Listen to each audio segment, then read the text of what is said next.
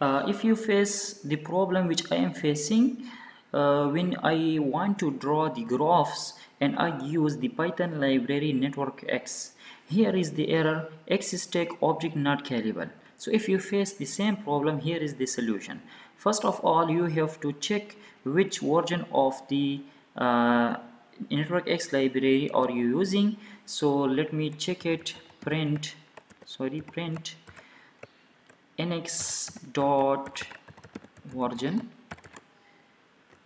So the version, if you are using an updated version or 2.8.4 version of the networkx library, so they have updated a function in the libraries which were older than this version use the draw function, but in the this updated library they have used draw underscore networkx.